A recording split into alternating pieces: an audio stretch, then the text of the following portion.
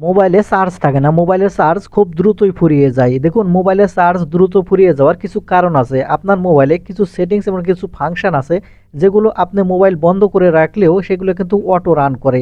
আর এই auto run করার ফলে কিন্তু আপনাদের মোবাইলে চার্জ থাকে না, মোবাইলের চার্জ কিন্তু খুব দ্রুতই ফুরিয়ে যায়।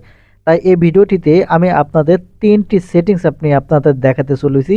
এই ৩টি সেটিংস যদি আপনারা বন্ধ করে রাখতে পারেন তাহলে আপনাদের মোবাইলের চার্জ আর কোনো ক্রমেই তাড়াতাড়ি ফুরিয়ে যাবে না। আর এই ৩টি গুরুত্বপূর্ণ সেটিংস কিভাবে করবেন চলুন দেখিয়ে দিই।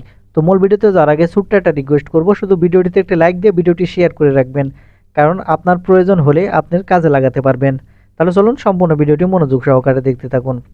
তো সেই জন্য আপনার মোবাইলের চার্জ দ্রুত ফুরিয়ে যায়, এটা সমাধান করার জন্য আপনার সর্বপ্রথম যেই সেটিংসটা করবেন সেই সেটিংসটি করার জন্য আপনার মোবাইলের সেটিংস অপশানটি এখান থেকে ওপেন করে নেবেন। ওপেন করে নিলে এখান থেকে নিচের দিকে আসলে এখানে আপনারা গুগল অপশান দেখতে পাবেন। এখন এখান থেকে আপনি এই গুগল অপশানের উপর ক্লিক করবেন। গুগল অপশানের উপর ক্লিক করলে এখানে আপনারা অল সার্ভিস অপশান দেখতে পাবেন। এখন এখান থেকে আপনি অল সার্ভিস এই অপশানের উপর ক্লিক করবেন। অল সার্ভিস অপশানে ক্লিক করার পরে একটু স্ক্রল করে এখান থেকে নিচের দিকে চলে আসলে এখানে আপনারা পেয়ে যাবেন ডিভাইস। আপনি এখন এখান থেকে ডিভাইস এই অপশানটি ওপেন করবেন। ডিভাইস এই অপশানটি ওপেন করার সাথে সাথে দেখতে পাচ্ছেন এখানে অ্যাভেলেবল ডিভাইস নিয়ার বাই, অর্থাৎ এখানে অনবরত সার্চ করতেছে, মানে আর একটা ডিভাইস খুঁজতেছে কানেক্ট করার জন্য। এখানে আপনারা লক্ষ্য করলে দেখতে পাবেন, এখানে দেখতে পাচ্ছেন এখান থেকে রাউন্ড রাউন্ড রাউন্ড রাউন্ড হতেই আছে, অর্থাৎ এখানে ঘুরতেই আছে, অর্থাৎ আর একটা ডিভাইস খুঁজতেছে।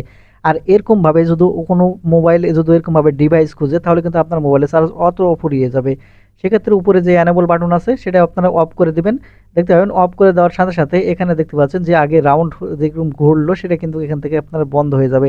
আর এক্ষেত্রে আপনাদের মোবাইলের চার্জও খুব দ্রুত ফুরিয়ে যাওয়ার সমস্যার সমাধান হবে। এটা গেল প্রথম সেটিংস। আর দ্বিতীয় সেটিংস করার জন্য আপনারা যে কাজটি করবেন, এখান থেকে আপনার মোবাইলের সেটিংসটি আবার ওপেন করে নেবেন। মোবাইলের সেটিংস ওপেন করে নিলে আপনাকে এরকম ইন্টারফেসে নিয়ে আসবে। আপনি এখন এখান থেকে স্ক্রল করে নিচের দিকে আসার পর এখান থেকে লোকেশন সেটিংস যে আছে লোকেশন সেটিংসটি ওপেন করবেন। লোকেশন সেটিংস ওপেন করার পরে একটু নিচের দিকে আসলে এখানে দেখতে পাবেন ওয়াইফাই অ্যান্ড ব্লুটুথ স্ক্যানিং। আপনার এখন থেকে ওয়াইফাই অ্যান্ড ব্লুটুথ স্ক্যানিং এটা ওপেন করবেন। ওপেন করলে দেখতে পাবেন এখানে যদি এই ডানে পাশে অ্যানেবল বাটন যদি অন করা থাকে, আপনি ওয়াইফাই ব্যবহার করেন আর না করেন এখানে কিন্তু অটো ওয়াইফাই সার্চিং করতে থাকবে। আর সেক্ষেত্রে অটো সার্চিং করলে কিন্তু দেখবেন যে আপনার মোবাইলের চার্জ খুব দ্রুত ফুরিয়ে যাবে। সেজন্য অবশ্যই অ্যানেবল বাটন অফ করে দিবেন।